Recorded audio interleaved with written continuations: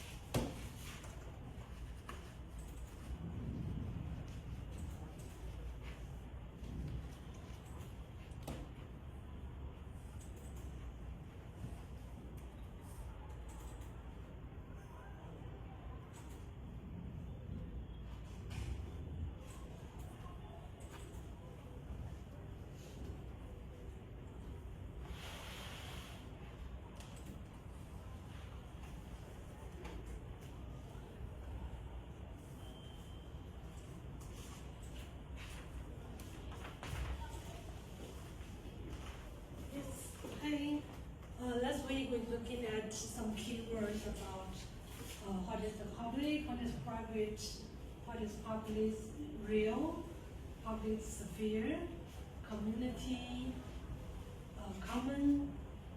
So today we will look at some history of public art. So for this class, we might look at several cases. Some like public art surrounded with you, especially in the city place. So, in like a really common or it's like quite common situation, you will see the public art as a sculpture located in the public space. So like this is part of the building. It's part of the building's architecture structure. It's also might use 100% construction fee of that building. So when they are meant to build a new building, they might have architects to have design. Almost when the building completed, it will go through like a public art process. So they will use the budget. In Taiwan, we also have 100% public art, and that's also from American. So later on, we will trace back to see what is the original idea of 100% public art funding. Like this or like this, we just locate any public space. So public art as a sculpture. And that one is in year 101. So I say everyone just pass by. It is really simple one with the love, but it's like a famous sculpture. So actually, this piece is like cost a lot. When the building, the owner of the building, they decided what kind of public art they want. So they were commissioned with maybe like agents or like a kind of curatorial agents. They might through the gallery to buy the artworks, or through like a company. They will give you proposal. They will go through all the process of applying and selecting what is the public art they want. So I think in the Xinyi district, because that one is the new one. So they all follow with this 100% public funding. So you can really see in the plaza always have something somewhere, because they are part of this public art system. Or a bigger scale, the public art as the landscape is if we say, okay, it's just located as a sculpture in front of the building, maybe it's just like a small scale, or they put something in the lobby that's just part of the interior design. But when the scale becomes like a really huge one, like this one is the human figure, so you can imagine is how big of this structure. And this actually is also a sculpture, but in really large scale, with like a refraction on the surface.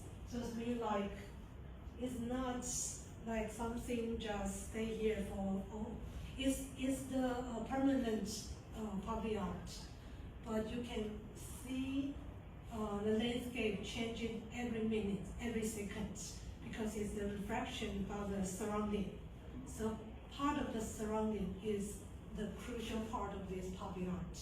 It's not just something located here, and we only see these objects as one time, all the time.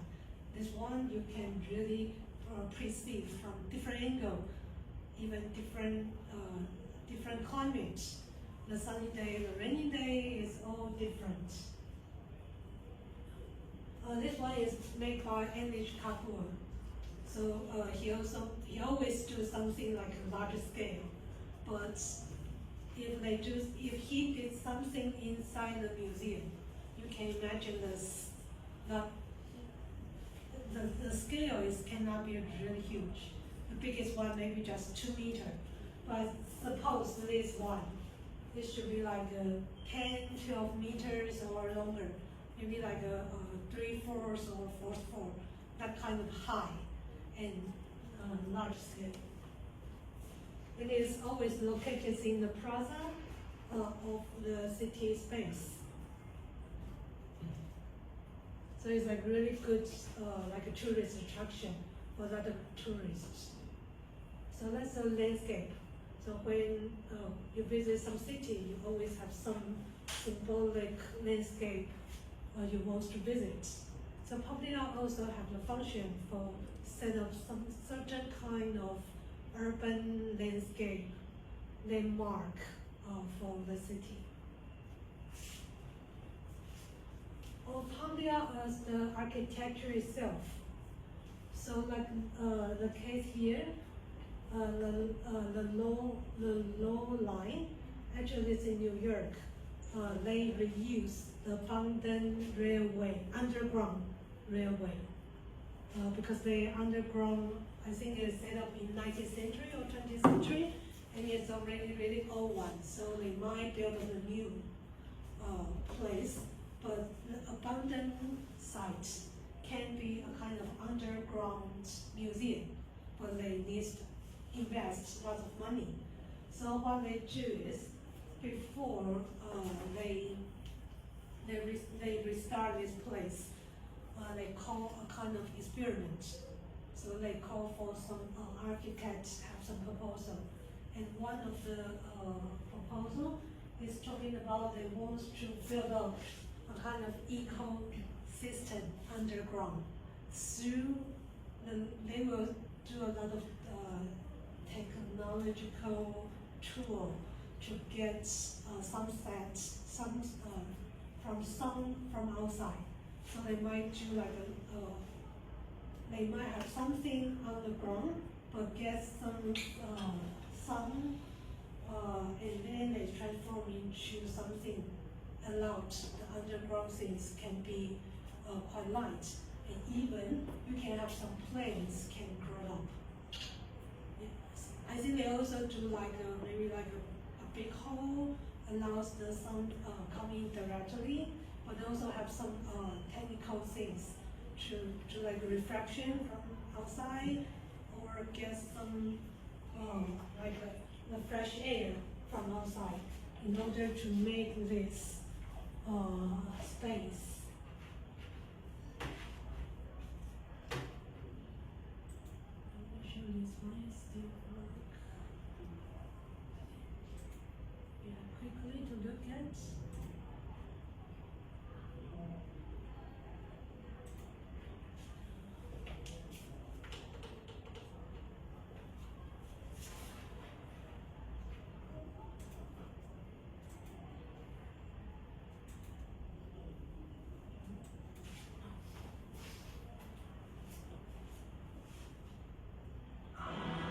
We all know that New York City needs more green space in nature.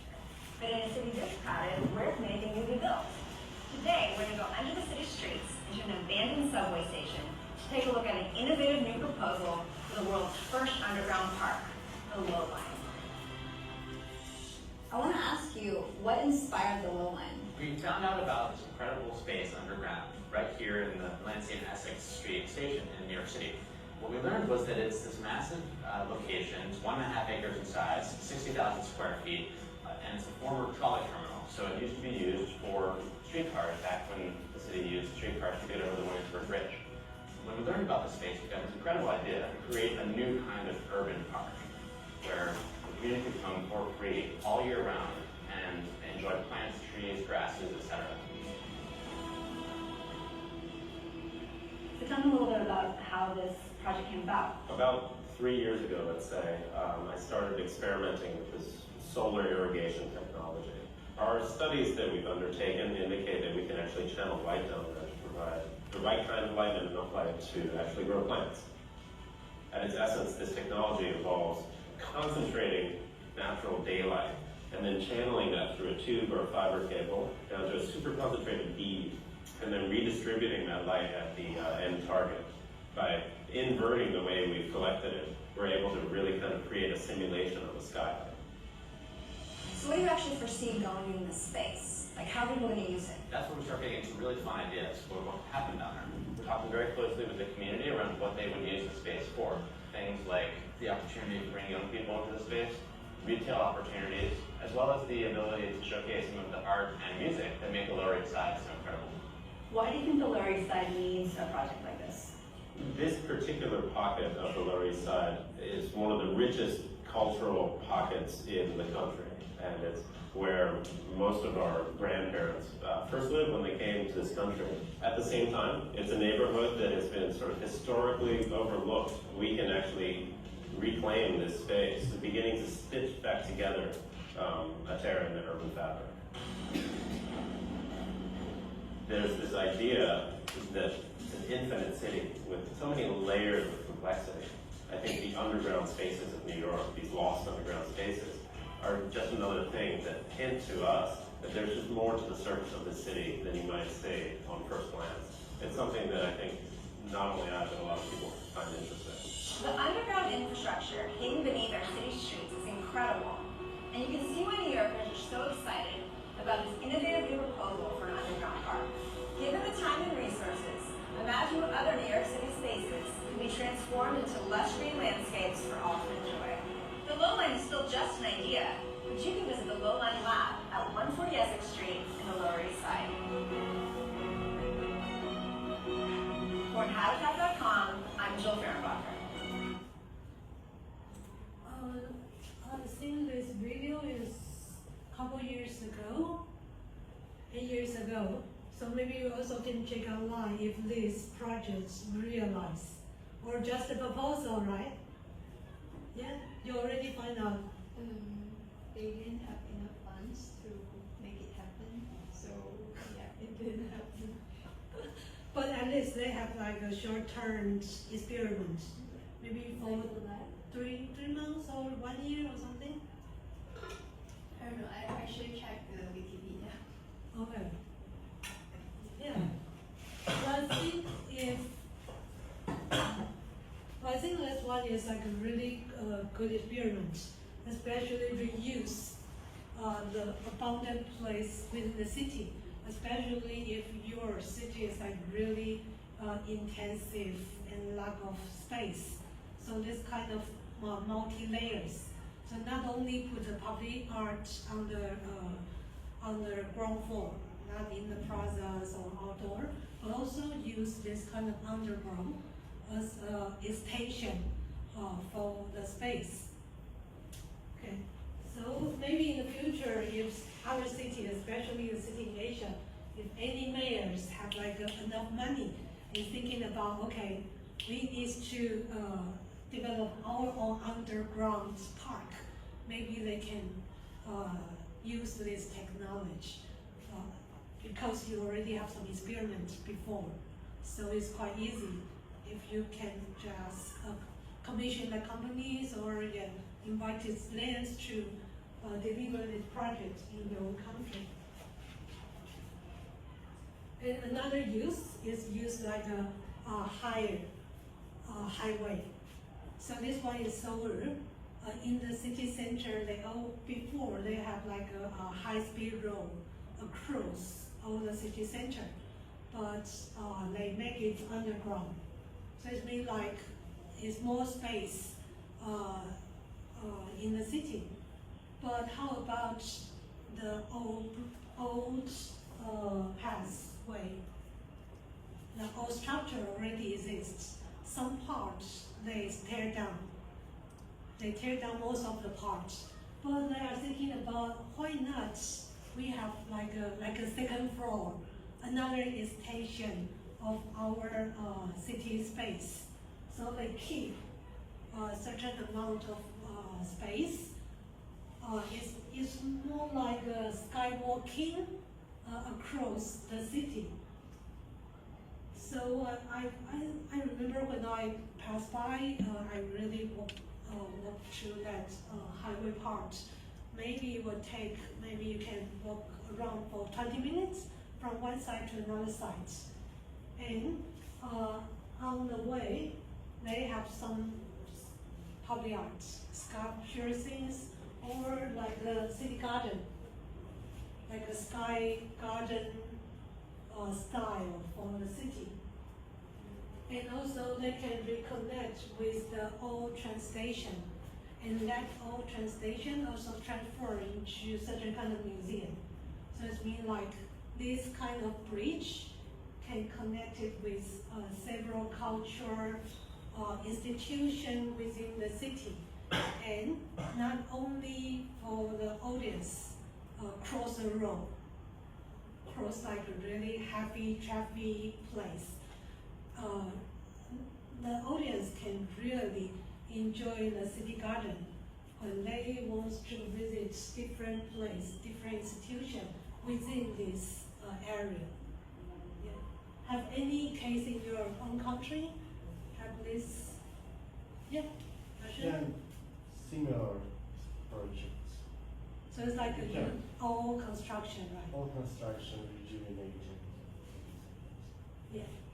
I think from this should be easier because I think in New York and also Paris already have this kind of structure. They use like an all railway. All railway always like put this higher. So they always use this as the on the top is the garden. Then the bridge side, they will transform into like a shop. So you can have the shop under the bridge. So you have the shop, restaurants, you can do like art facilities, culture space. And in Japan, it's also in Yokohama. They use the old railway road, and under that, they transform into the space and really make the art festival all the time. It's called Wangjingding. I don't know how to pronounce it. Japanese term. But I think that one is really give your city quite different dimension. It's not so boring. It's not like people, all kind of car, just try to, not like a hell of pedestrian, right? You have the right of walking in the city in a really comfortable feeling.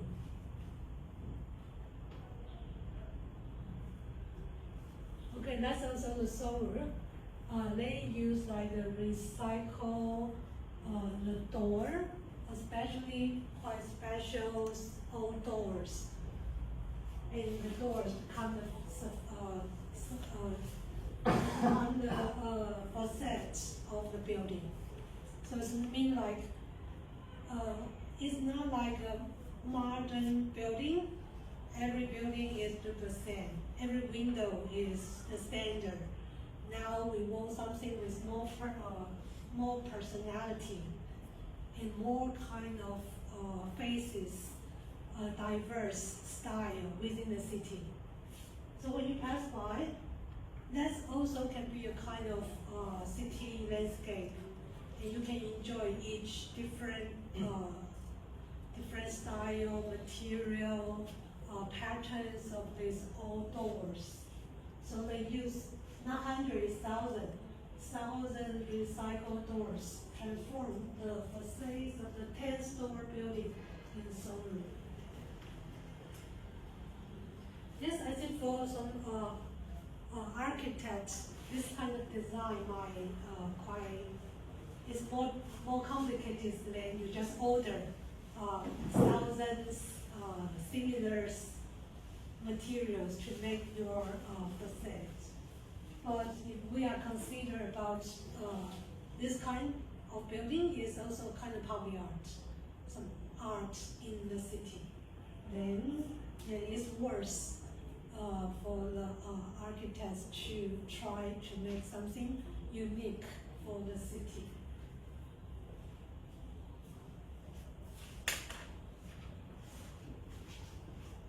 And this one is more like some a kind of graffiti style, but they make it funny.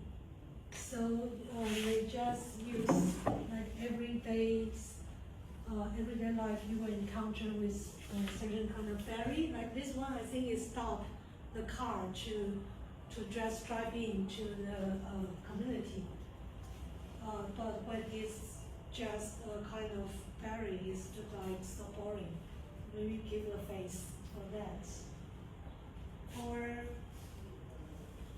we have one class we're talking about monuments. And the monument is always something we want to respect and cannot really touch. You will see the monument from some long distance. But recent, I think within these 20, 30 years, we have totally different kind of thinking. We ask for some social justice, some hero in the history. Now, when we reconsider, this person's might have totally opposite status, maybe the killer of the nation, or some dictatorship. When this dictatorship in the office, you cannot say anything, he's a hero. But now we ask for the social justice. And this kind of heroes might be reconsidered. So I don't know if this figure have anything related with this, but someone really painted all the red. I think that's also a kind of like an anti-monument. I don't want to really like memorize these people again. So like actually in Taiwan, we also have a lot of Chiang Kai-shek's statue. Always have the problem. Some would be removed to the Taoyuan. In Taoyuan, we have like a temporary cemetery because he didn't bury on the ground because he said Taiwan is not his hometown. So his body stay somewhere. So recent years we asked for the social justice, especially people thinking about he is the dictatorship during the martial laws and Cold War. Then before we have a lot of his statue every corners in Taiwan. in a park, in a plaza, even in a classroom, we have one side with the Chiang Kai-shek, another side with the Sun Yat-sen. They all watch all the teachers and students every day. But now, I think that's also a process of democracy. We remove all this, but for the statue in the city, that always have a little bit difficult because that might stay for a long time, and also and also we don't have any policy to remove this kind of public art or this kind of statue. But recent years, this kind of master or like hero style monument, especially for Chiang Kai-shek, all moved to Daxi, that area, within the park. So actually, you can Google, it's the Chiang Kai-shek Park. It installed hundreds of, or over hundreds of statues is removed from the public space, every corners in Taiwan. But until now, still in some campus, they still keep this status. So every year, such as when the 228 date, these statues might have some problem. Someone will give some red colors to just spread out to the statue, or cut off some part of the statue, or or make a kind of installation and try to respond to this statue. So public art also as a kind of intervention, and the public art here is not permanent installation of public art. It's not the 100% funding from somewhere. It's more like individuals' idea and try to intervene with the reality in the city space.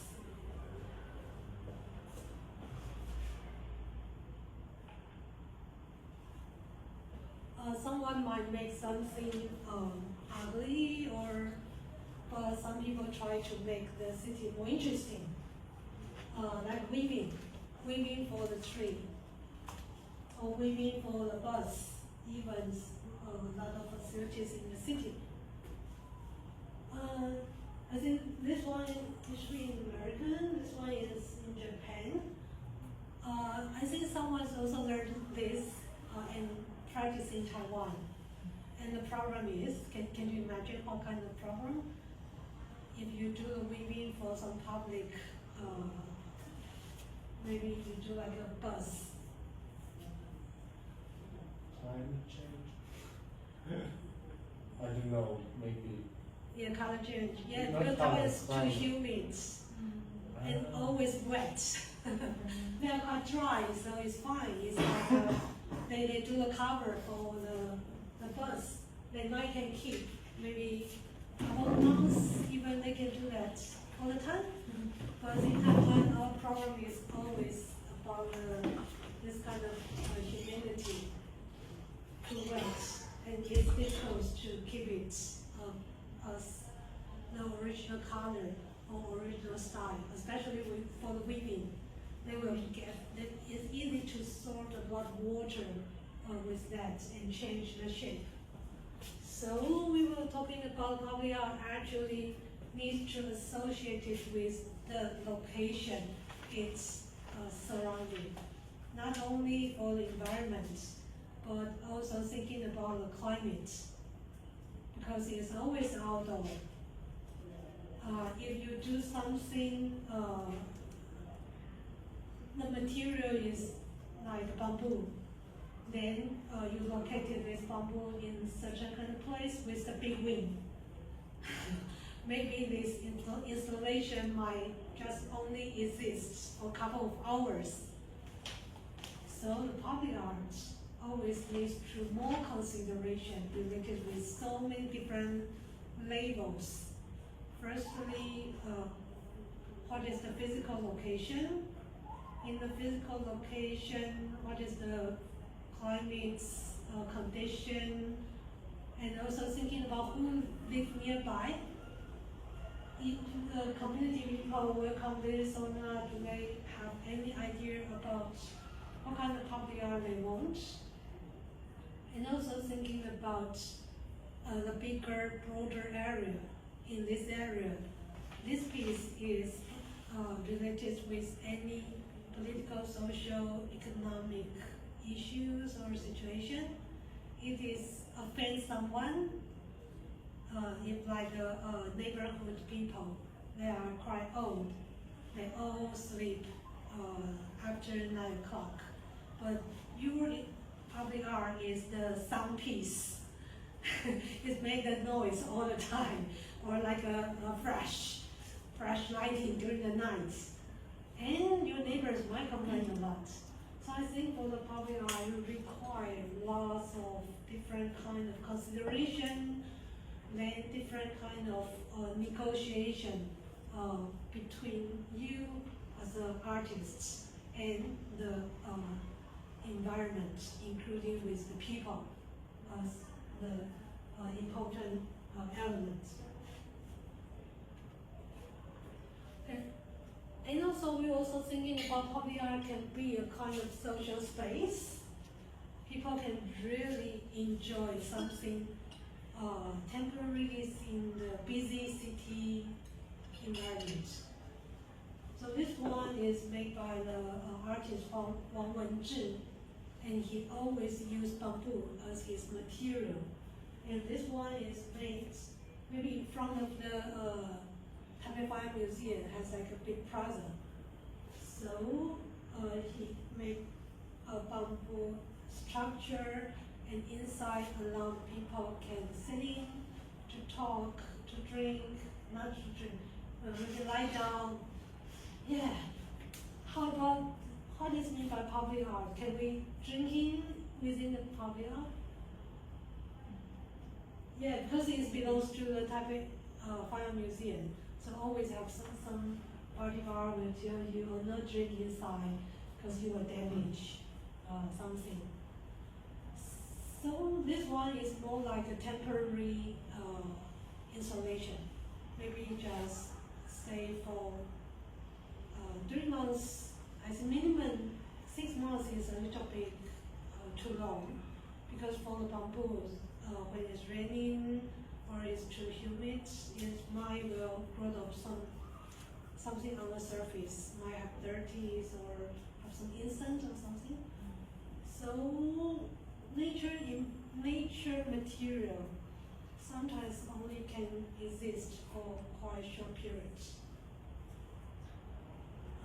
So we have some land art festival. They always use the nature material, but they all located in the countryside or near the beach or in the mountain. So they are part of the nature environment. So that is fine. But if you located something within the urban space, so more thing you need to consider small, such as this one. What is for the audience safety? Is it safe for like a young child, like the children is going around, any kind of problem? Okay. How about the clean? Can you keep clean for longer time? So when the public art as the permanent, they always consider material more. So you always can have some idea about the public art industry is always made by marble, right? Marble, you cannot destroy marble, and it's easy, clean. So you will see, okay, for public art sometimes it's limited certain kind of material. If you use the acrylic, okay, it's fine. But a couple of years later, the color might change, so you need to restore or repaint. But do you have any budget for this kind of maintenance? Yeah. So that's why we have a lot of experimental idea and try to make our public art so interesting. But when you come back to the daily life consideration, you need to negotiate and compromise a lot. So recent years we have more project based. So for the project base, it means you can do some experiments within 3 months, 4 months, and then you will tear down. And especially for some public art projects, if they need to have 5 public art in different places, they might consider 3 with the permanent, and then put this another 2 permanent money to make new commission with the project base. So you can have another 5 temporary project based public art in these sites. And at the end, only have 3 maintained for a long time, and another 5 tear down when the exhibitions ended. So this one is like a public art social space. I think the first week we're looking at the conflict kitchen. That's also a kind of public art, but based on their private interest to negotiate, to initiate this project. But it's also thinking about public art could be a social space. In this social space, people might ideally open-minded to have some discussion.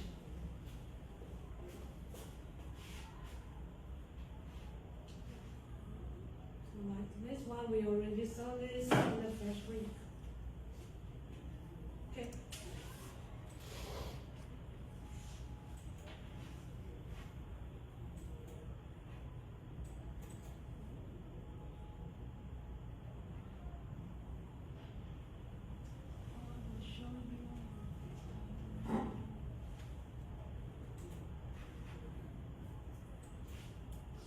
The one I mentioned during the martial law in Taiwan, that's the everyday landscape you will encounter every day.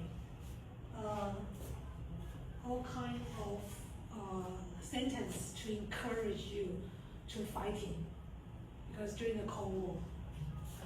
And then you always have statues with this one is Sun Yat-sen.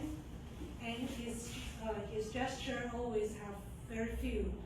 This one stand up, another one maybe reading, another one maybe sit down, just 3. And this one is Chiang Kai-shek. This always have, in a sense, several standard gesture, riding a horse, or stand up, or sit down. So this one still exists in the Zhengzhi University, in Zhengda, in the back side of the campus. Before, in the near the front gate, they also have one statue, but that one already removed. And this one, because it's the back, really far away in the mountain, and no one really visit that place, so they still keep this one. And another one is this, because during that time, everyone have the iPhones or have their watch. So you always need to know what time is now. So that's the clock. And especially during that time, people not have iPhone to connect each other. So you always need to make appointment and talking about, 12 o'clock under this one. So I think you still can see somewhere in the corner, and that's all donated by some rich club, like Lion, like a businessman. They all become a group. Like in Taiwan we call it 狮子会、福伦会.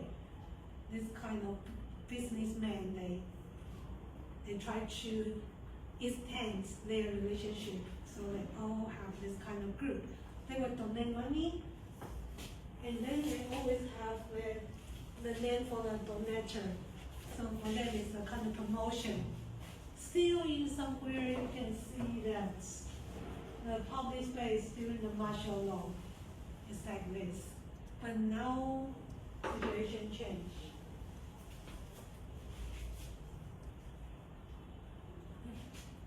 This one still exists in Maju.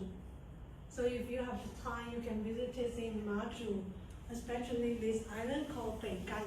It's the North Island. They have a lot of stone house from the previous time. And this one is recover mainland China. Or this one is collaborate with the army. Or some sentences talking about against with the Communist Party. Because Maju is like a front line during the Cold War. So that's the kind of public, what is the landscape in the public space during the Cold War, martial law, and now become a kind of heritage because people keep that one as a kind of how you remember your past and how you understand how the life of these people living in the island. In Maju, there was no war until now, but from the 1949, Maju and Jinmen, that two islands, all prepare for the war. So all the islands actually have a lot of underground tunnel or army base, and even they have some the night control. After 6 o'clock, you need to come home until 1990. So after that, they are free, but before the 1990, they need to come home before 6. They have this kind of night control. And in Jinmen, one time have the war, but in Maju, never. So you can see the people living in the island preparing for the war for 40, 50 years, not waiting, but preparing. And how your life is about preparing for the war. Actually, for them, it's like another kind of life. And that's their surroundings in the public space.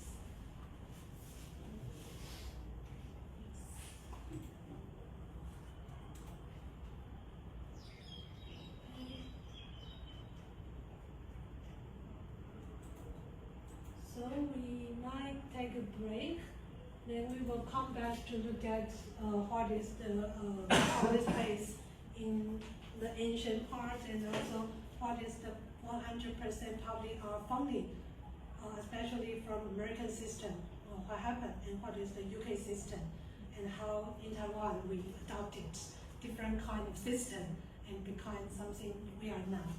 Okay, we take a break. Thank you.